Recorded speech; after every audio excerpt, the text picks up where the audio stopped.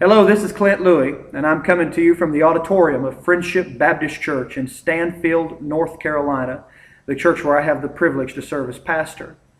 I appreciate you taking a few moments to watch this video message, and I trust to be a help to you, an encouragement in your Christian life. I need all the encouragement I can get, and I want you to encourage me, and I want to encourage others as we walk with the Lord. Often in our church, we like to sing the hymn, "There's power in the blood, power in the blood." Would you be free from the burden of sin? There's power in the blood. Power in the blood. Would you or evil, the victory win? There's wonderful power in the blood. And truly there is power in the blood of the Lamb. I was thinking about Hebrews chapter 10 and verse 19. I'd like to share that with you if I may, please. Where the Word of God says, "Having therefore, brethren, boldness to enter into the holiest by the blood of Jesus." Think of that with me. He says we can enter into the holiest by the blood of Jesus. Now that's a reference, the expression "the holiest" is a reference to the Old Testament Levitical system, the tabernacle of the Old Testament. And you remember as God set up that tabernacle and as He designed it, that everything about the tabernacle was to point one direction, point to the sacrifice that Jesus would someday make, the Lamb of God. It all pointed to Christ. Well, when God set up the tabernacle, you remember that the tabernacle was a large tent, and that tent was divided into two compartments, two rooms. One was called the holy place. And inside the holy place was where the priests would come and they would minister.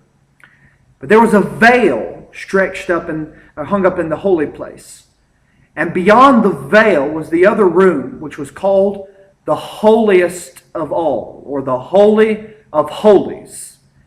And inside the Holy of Holies was where the Ark of the Covenant was. And on top of the Ark of the Covenant was the mercy seat. And God declared that He would meet with the people on that mercy seat. The very presence of God would come to that place. That's why people could not just walk into the holiest of all. Because if you were to dare enter the presence of God, you'd be struck dead in a moment. Because we are sinful people. God is a holy God. And sin cannot enter into His presence. So one day a year, God made provision for only one man to enter into the Holy of Holies. That one man was the high priest. You remember the first high priest in the Levitical order was Aaron. And then it went to his son and passed down the line. Aaron had to offer a sacrifice for himself before he could enter in. He'd enter in and put the blood upon the mercy seat, and God would make atonement for the sins of the people on the basis of that blood. Well, now God says that because Jesus has come, do you know what privilege you and I have if we're saved by His good grace? Through the blood of the Lamb, I have free access into God. Think of that. Think of that. One day a year, one man could enter into the holiest of all on behalf of all the people. Now, through the blood of Jesus, you and I, we can enter freely at any moment into the holiest of all. We're not talking about a structure made with the hands of man. We're talking about entering into the very presence of God. In spirit, we come to God. In truth, we come to God. And we enter into His presence. I don't need a man on this earth to come to God for me. I don't need a human being to act as my priest on this earth. I don't need that at all. Because I have the high priest, Jesus Christ. And by the blood of Jesus, I have free access to God. You have that very same thing if you're saved by His grace. Isn't that marvelous? Any moment, any hour, you can be in the presence of God. You can talk freely with God. You can enjoy the blessings of God and the presence of God in your life. His presence can fill your soul and can work in your life and deal with your sin and make you more like Jesus Christ and give you the peace and the assurance of knowing Him. Oh, it's so wonderful to be in His presence. When we come to church, what makes a church service so wonderful? It's not just gathering with people, although I love gathering with my fellow believers. That's wonderful to me. That's dear to my heart. But you know what makes it so wonderful? It's gathering with the Lord.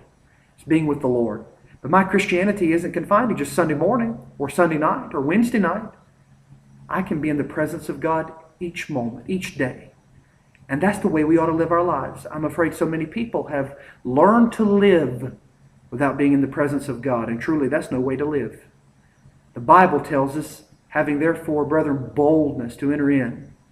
That's what we need, boldness. It says, I know by the blood of Christ I can come to God with my problem, with whatever I need. And God hears me because of the blood of His Son. Isn't it wonderful? I want you today to spend some time with the Lord. Would you do that? Would you spend some time with Jesus today and know that you're in His presence? Trust the Lord. Follow Him. I thank you for watching this message. I want you to pray for me and pray for the work of Friendship Baptist Church. And I trust God will give you a great day.